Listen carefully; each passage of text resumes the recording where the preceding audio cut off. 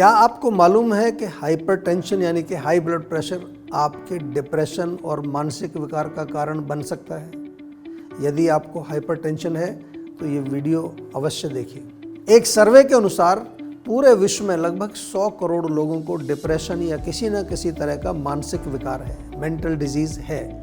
और ऐसा अनुमान लगाया जा रहा है कि 2050 तक लगभग 50% of the world population will suffer from any kind of mental disease. कुछ न कुछ उनको मानसिक विकार अवश्य होगा।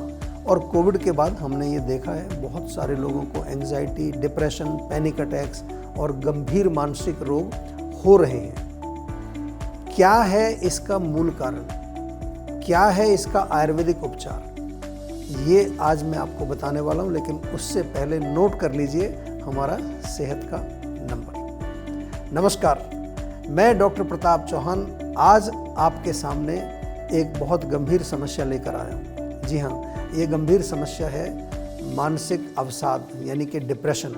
बहुत सारे ऐसे रोगी हैं आज, आपने देखे होंगे अपने ऑफिस में, अपने आसपास, या किसी से हम अक्सर बात करते हैं कि भाई लाइफ कैसी चल रही है, तो आम तौर पर लोग बड़े बुझे से रहते हैं, बहुत ही डिप्रेशन में रहते हैं और एक उत्साह देखने को बहुत कम लोगों में मिलता है।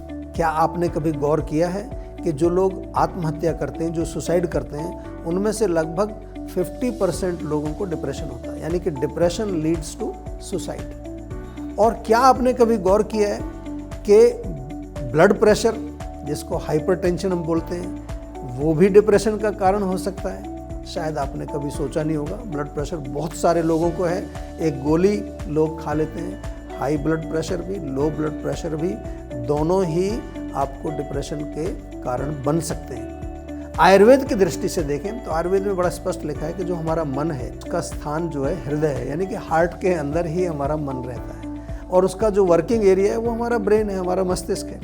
तो जब हृदय के अंदर ही कोई रह रहा है और हृदय से संबंधित ही हमारा जो रोग है हाइपरटेंशन, हाई ब्लड प्रेशर, तो डेफिनेटली उससे हमारे मानसिक जो स्थिति है उस पर भी असर पड़ता है।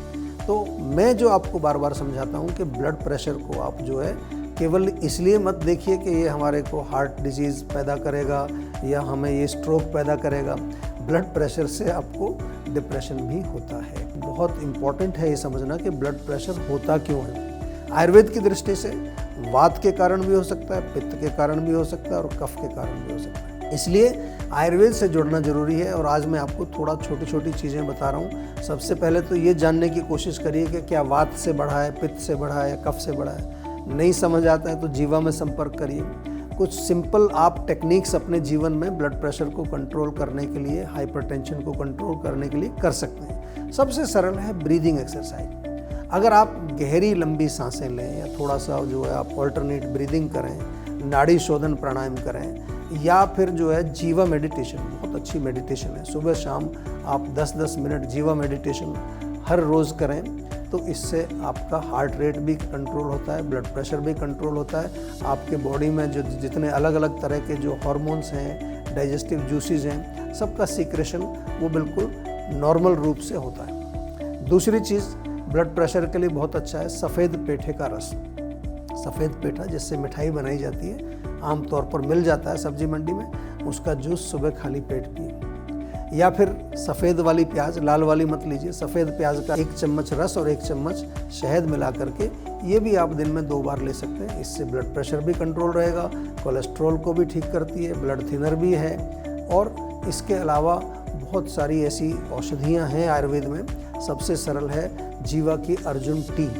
अर्जुन टी इजीली अवेलेबल है, हमारी अर्जुन टैबलेट्स भी अवेलेबल हैं, इनका सेवन भी आप कर सकते हैं। तो आज से आप अपने ब्लड प्रेशर को केवल गोली खा करके कंट्रोल करके प्रसन्न मत होइए, क्योंकि ये आगे चल के आपके मानसिक विकार का कारण बन सकता है। आप सभी से मेरा निवेदन है, इस वीडियो को ज़्यादा से ज़्यादा शेयर करें। और आपको किसी भी प्रकार का अगर कोई भी रोग है, पुराना रोग है, नया रोग है, कठिन रोग है, सरल रोग है, तो आपको सेहत का नंबर ज़रूर मालूम होना चाहिए। अपने फ़ोन में सेव कर लीजिए, ये है हमारा सेहत का नंबर। आयुर्वेद से जुड़िए, सुखी रहिए, स्वस्थ रहिए। बहुत बहुत धन्यवाद। नमस्कार।